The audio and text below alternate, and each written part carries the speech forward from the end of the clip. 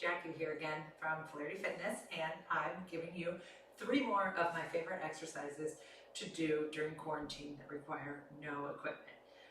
So we're going to start today with the dead bug. And while there are a million variations of it, we're just going to start with the basic dead bug and go review our form. So we're going to start on our back, legs bent at 90 degrees, arms straight up.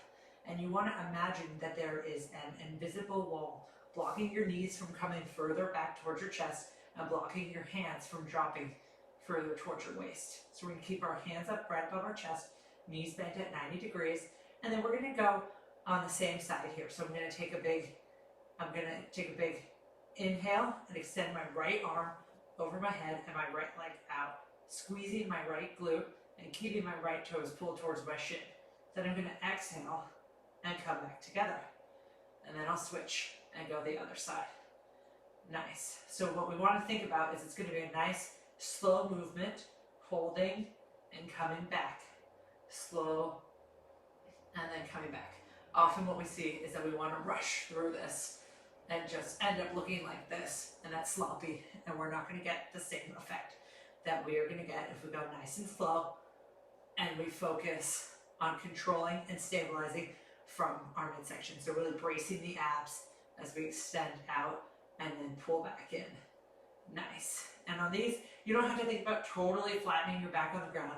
You just want to avoid that big arch. So you're going to keep that nice natural curve in your spine and really think about just that big inhale, nice forceful exhale.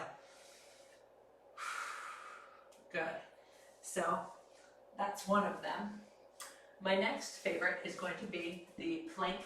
I call it the plank walkout. Some people call it single arm plank push up, but for all purposes here, we're going to call it the plank walkout. So we're going to start in our forearm plank position that we reviewed last week, and we're just going to push up to a straight arm position and then come back down. So my feet are pretty narrow. If I take my feet a little bit wider, this is going to be a little bit easier. What I want to see here is no hip bouncing to get ourselves up. So you see a lot of times we want to do this to move up, and that's what we don't want. We want to stay nice and tight. Heels are back, glutes are engaged, abs are braced, and we're just going to push up and then come back down. All right? So if you're having a little trouble with that, doing it from a fully extended position, you can either take it to a higher surface, or we can start on our knees. So getting that nice plank position from our knees and then pushing up and coming back down, pushing up and coming back down. So I like to start with 5 of those on each side. So like I said, change where you need to be so that it's within your comfort level and within your practice. So, or your strength level.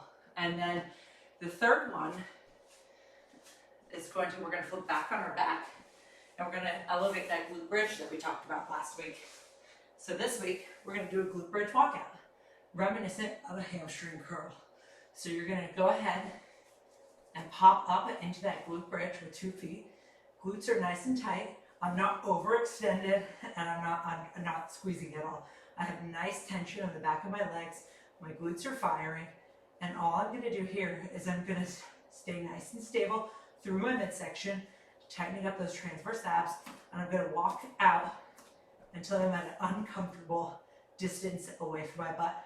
I feel a nice little strain on my hamstring. Everything is working, and then I'm going to walk back in. So we'll walk out and walk in.